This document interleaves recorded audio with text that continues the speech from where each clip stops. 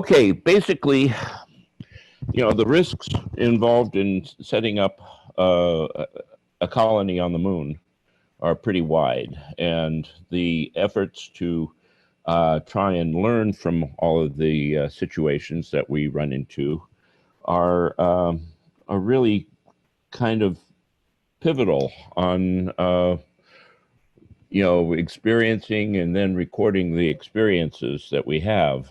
And one of the tools that we've learned to use here on Earth was developed by the Veterans Administration and has run their hospitals for over 40 years. And the importance of this is that the system is designed to be extended. There are currently 180 different aspects of the hospital and associated services that are part of this package. And what's really cool about it is that it'll load up on a laptop and run from a laptop or a desktop. And you can actually have multiple users on a single PC and share data between them. And this is really powerful. And currently it's being used by Oroville Hospital here in Northern California. And they're actually making money off of their electronic health records. But the important thing here is that part of this package is laboratory. And in laboratory, you have intimate relationship with the laboratory equipment in order to recover information, which also adapts it for doing environmental control and response to changes in the environment. This can be extremely valuable in recording what's happening on a base and making sure that the environmental parameters are efficient enough for people to live and survive, and give warning if there's some sort of an issue, such as a puncture of an environment module. This could be life-saving.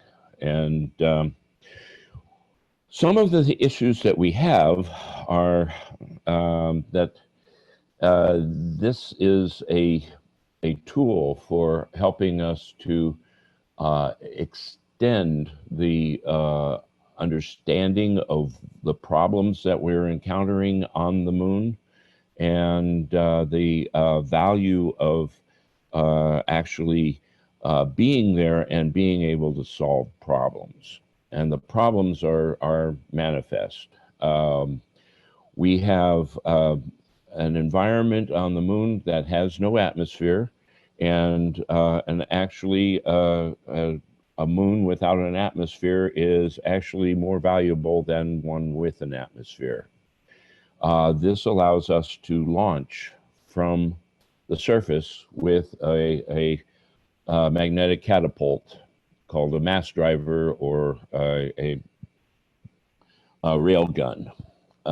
And we can save an awful lot of fuel.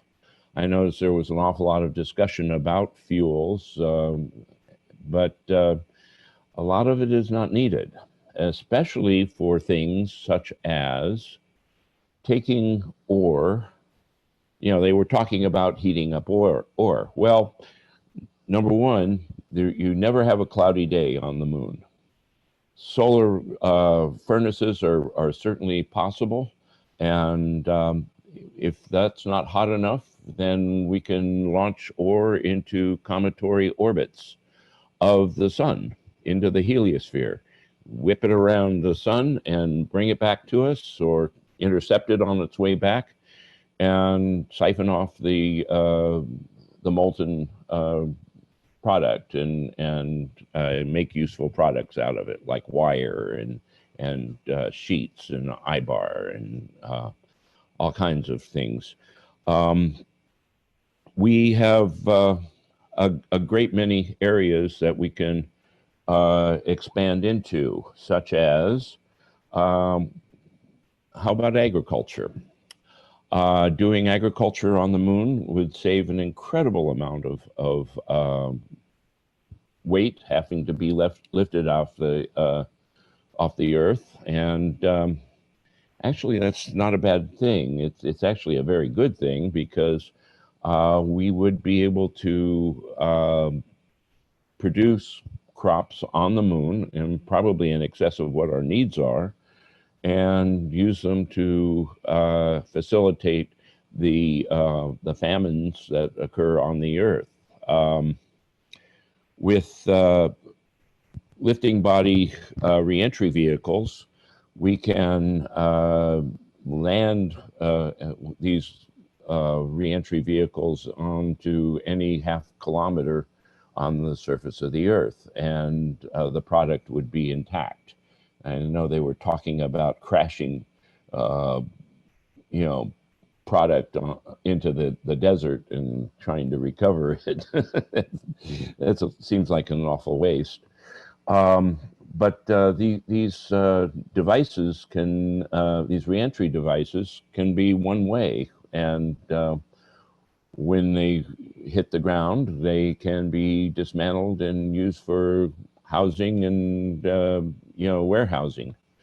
One of the things I discussed earlier this morning was actually using basaltic rock to make these reentry vehicles. Basaltic rock is very dense, and it can be heated up and extruded into a thread that is very heat resistant. And we can actually weave reentry vehicles, lifting bodies, basically. And the goal is to get it out of the moon's gravity well and into the Earth gravity well. And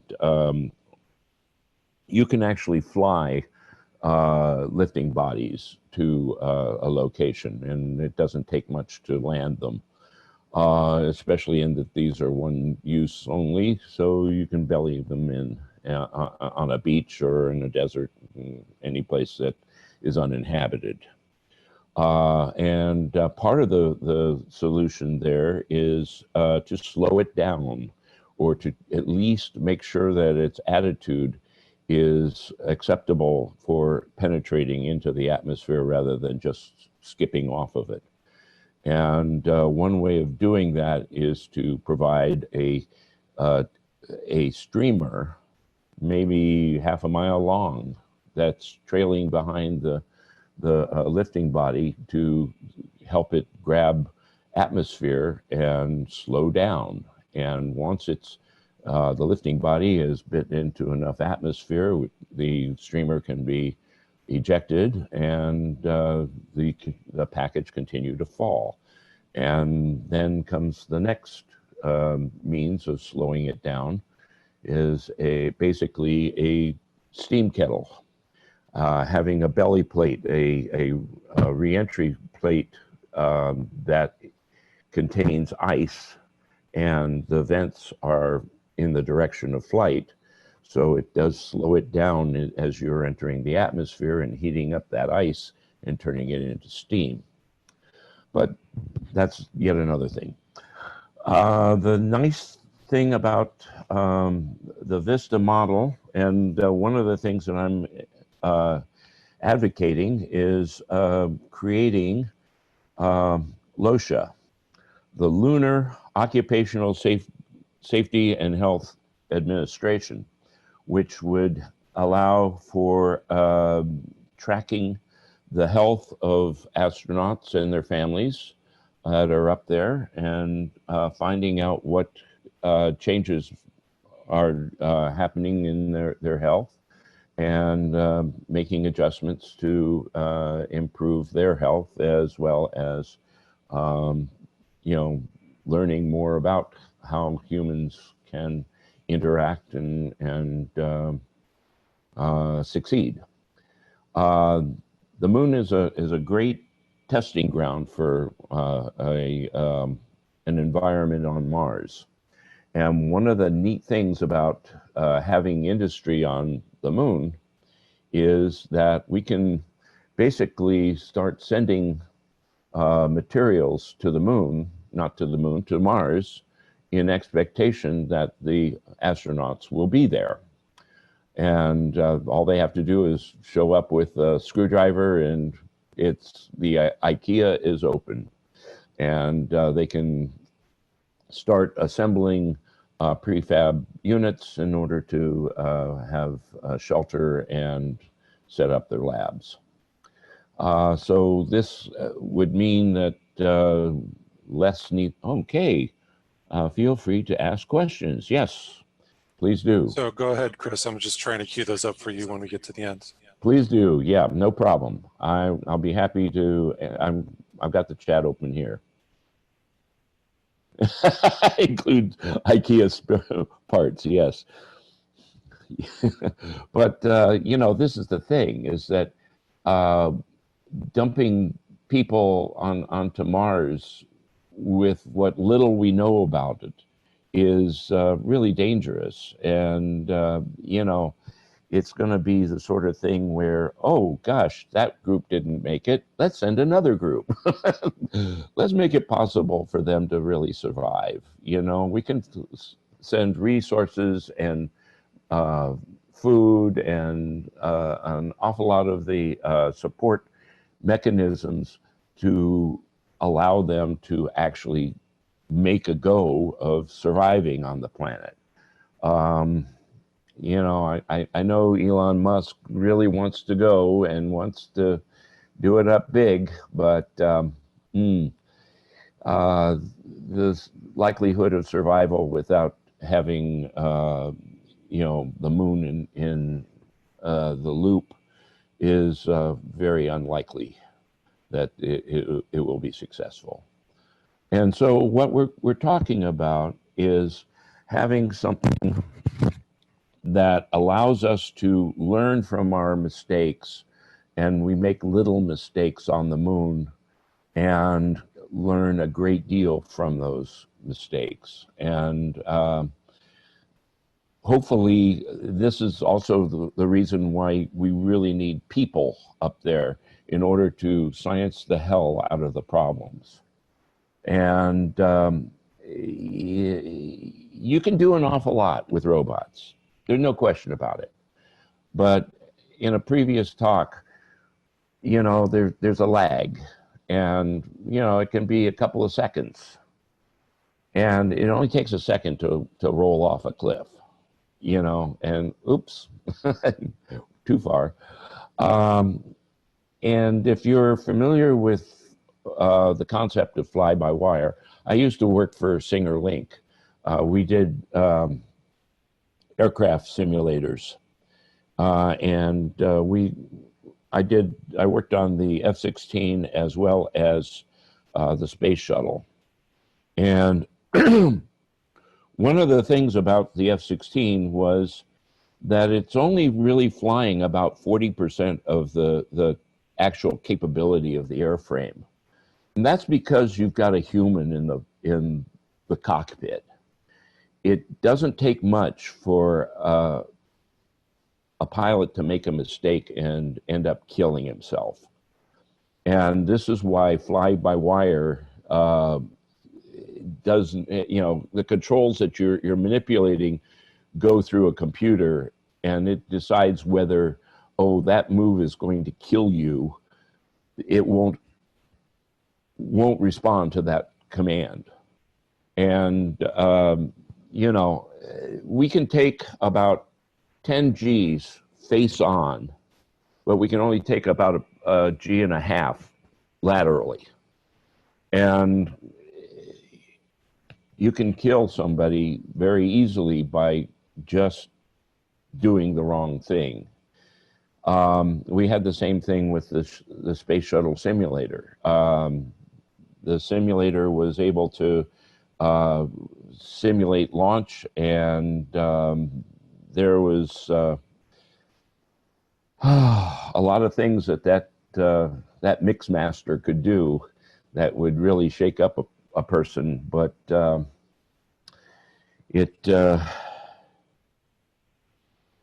they put dampers on it to keep it from killing the pilots they were trying to train.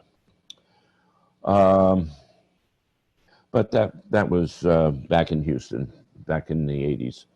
Now, this package was amazing when I first encountered it in the late 70s. Basically, our mean time to repair on a software stop was 15 minutes on a remote site, because we dial in, take a look at the air trap, make some quick changes, and the people would be able to get back on, no problem. Mean time to repair is huge, especially in a hospital environment. And on the moon, it's going to be doubly so. We've got to be able to make changes to this software and add new functionality. And this was one of the things that we recognized in the VA was what we called the golden pair. A subject matter expert and a programmer could sit down and hash out a new application within minutes to hours, basically. There was a package in the VA called BCMA, which was barcode medication administration. And it was thought up by a nurse and implemented and reduced medication errors by 86%. It saved an awful lot of lives. And we can do the same thing here. And so, are there any questions? All of this software is written in a computer language called MUMPS. It was written over 50 years ago and was the third ANSI standard language. And it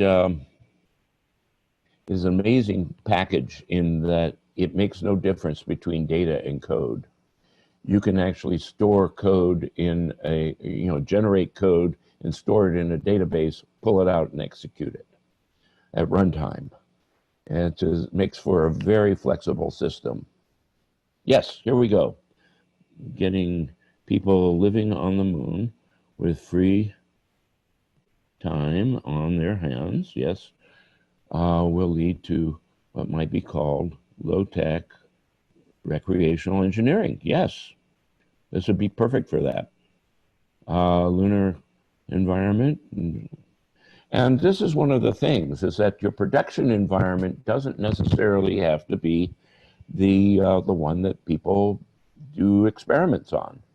I have actually seen a MUMPS environment run on a Raspberry Pi. One of these little project boards with 4 gig of memory, and that's plenty. It's a very interesting language. There's only like 24 commands, and there's only one data type, strings. And it is exceedingly powerful and capable of doing some really cool things that the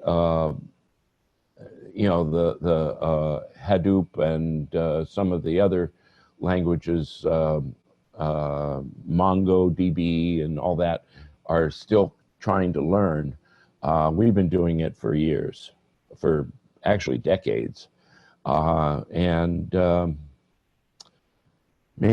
it's a fun language to program in.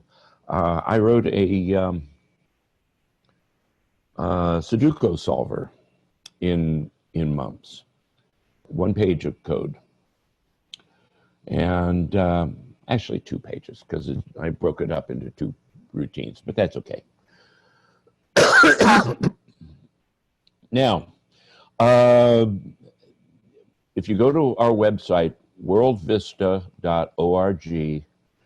You can find out all this information. There are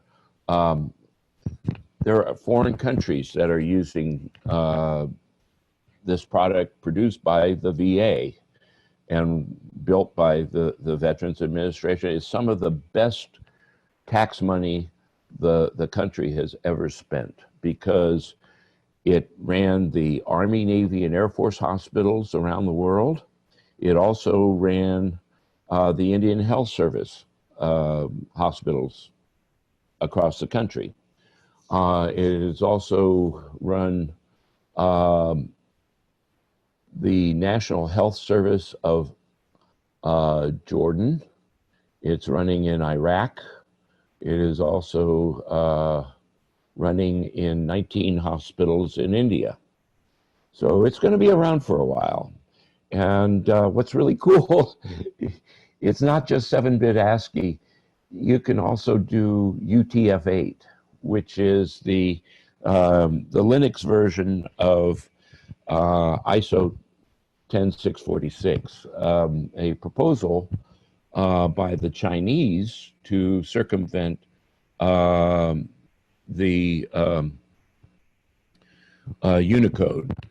Unicode was a 16-bit code, which they had grand ideas of unifying all the international languages with it.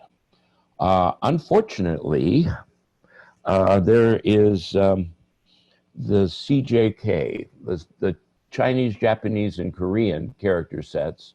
The common set is 6,670 characters. A little bigger than 16 bits will carry.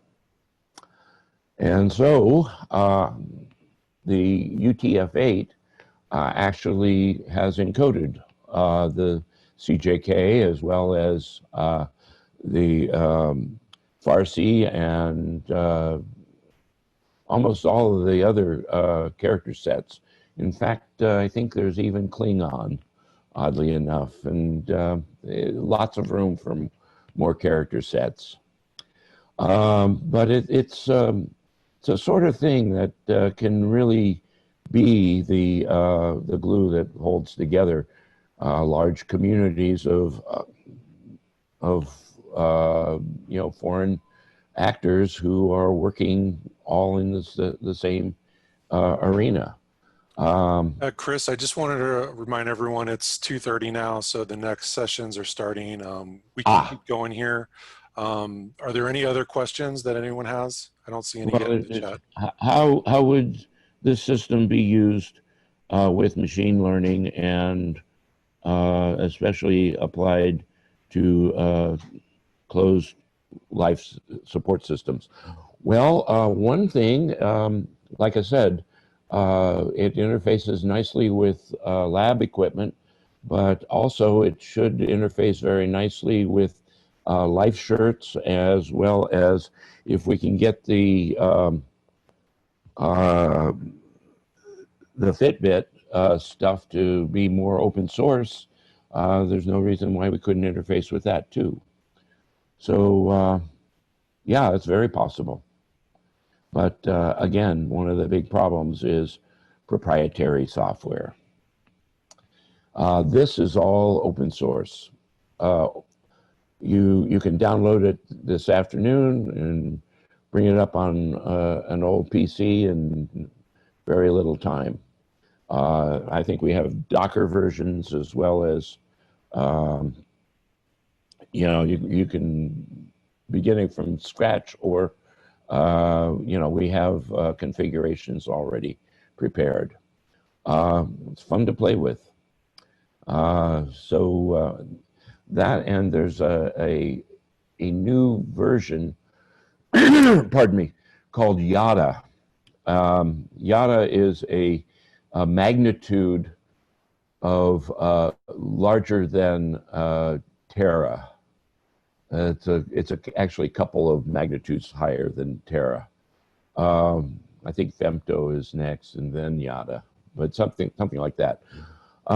Also, just as a cute aside, You know that the 10,000 steps people are taking, you know where that came from? That came from a Chinese manufacturer of a pedometer. The magnitude character for 10,000 looks like, in Chinese, looks like a running man. Interesting and true, but so what? Okay, anything else while we're in the neighborhood? Okay, well, the future looks really good for actually providing a low cost colony on the moon, and I think that's this is one of the great things about this. We currently have a president that's trying to put a commercial package into the VA, and the commercial package only does about 40% of what Vista does, and yet the commercial package is $18 billion, and it doesn't even work yet. So your tax dollars at work. Okay, well, thank you very much. Anything else while we're in the neighborhood? I don't see any other questions. Thanks a lot, Chris, for your time. This was really good. My pleasure.